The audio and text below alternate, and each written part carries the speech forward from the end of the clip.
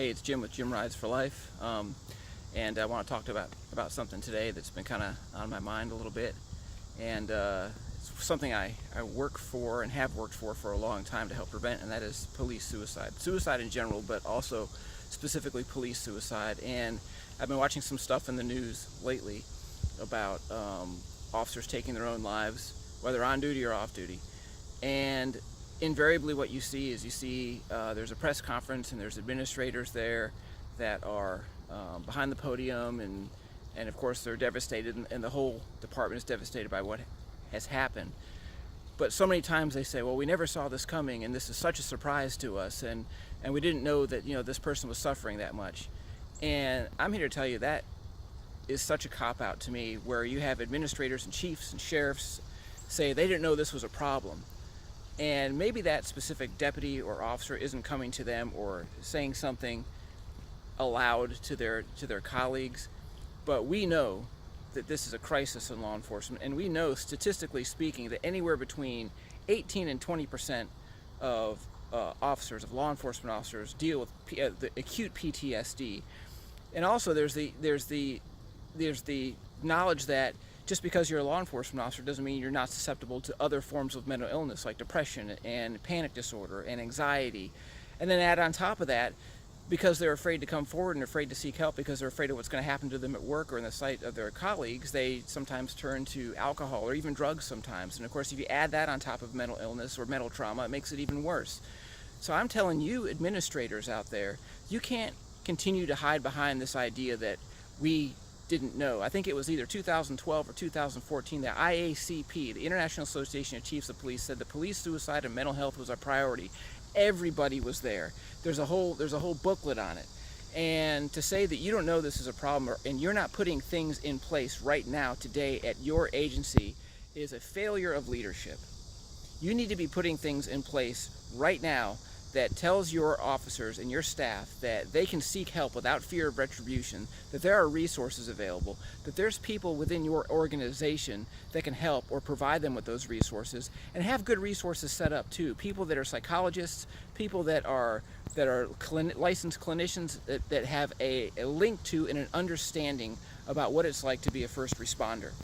Another thing too is so many of these police organizations, not law enforcement organizations, but support organizations and nonprofits, are out there right now talking about police mental health and what it's like to be a police officer and what it's like to experience these things, and it's being taught too often by people that have no law enforcement experience at all.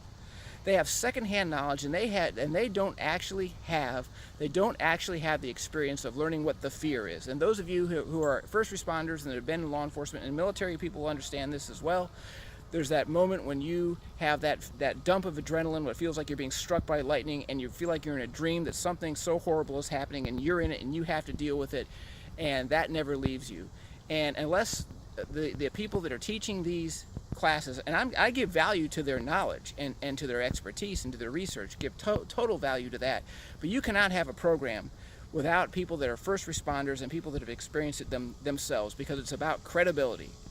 I've been a cop, or I was a cop. I made it. I retired in February of 2018, but I did law enforcement for 25 years. I worked at a great agency, so I'm not downing my agency at all. My chief of police, I credit as being one of the people that helped save my life from my depression and my suicidal ideations. I'm talking from experience here.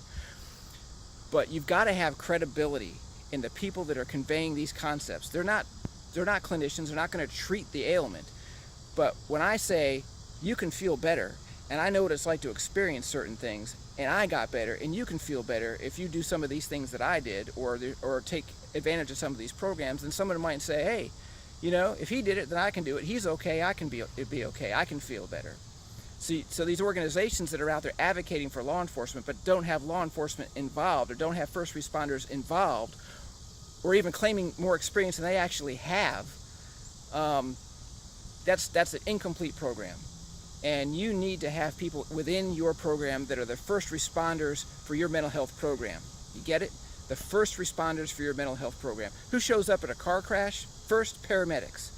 All right, it's not the people coming out of the ER, it's the paramedics. Who shows up at the shooting? Who shows up at the at the other crisis. It's the firefighters, and it's the law enforcement officers, it's the paramedics, it's the EMTs. Those are the ones that are out there and they understand. So just like those people are the first ones to respond to the emergency in the field, you need the first responders to be the first ones to respond, the first ones to convey the information to the people that you want to convey that information to. They're the doorways to get the people to you, clinicians, so you can help. So law enforcement administrators, step up, stop talking, start doing. Okay, it's uncomfortable, but believe me, you've got people, 1 in 5 people in your organization right now is suffering terribly.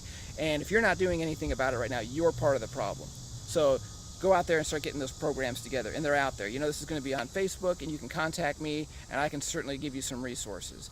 And those of you that are putting together these programs, you need to involve first responders, okay? We know what we're talking about because we have the experiential knowledge. We've been there, we know what it's like, we've talked to other law enforcement officers, we talked to other first responders, and there's no bond like one first responder to another first responder as far as understanding what we go through. And you need to have that in place. This has been stuff that's been on my mind for a little while. I've seen a lot of these organizations develop. I'm seeing a lot of the things in the news. I'm seeing administrators talk about what they're going to do, and you know what, talk is nice. And standing at the podium and saying how bad you feel is nice. You have to do that, but you know what? Put something in place in a prevention side. This is about prevention. Your people, if they're feeling like there's something wrong, or maybe if you know, maybe they just, you know, we recommend that you just go get a checkup once a year. I talk to a therapist. I go to my therapist and I say everything seems to be okay. Let's talk. If I'm having a bad day, things are not okay. Let's talk. You know, if for nothing else, I can give you some good coaching. But we need to be encouraging people to go to their therapists as a regular thing. Taking advantage of programs is a regular thing. And it's not rocket science, but we need to do it right now, okay? Enough talk, start doing, start putting things together, start getting into that uncomfortable realm, and put something together for your people that works, and do it right now, because it's already too late for some. Let's not make it too late for others. Thanks a lot. This is Jim.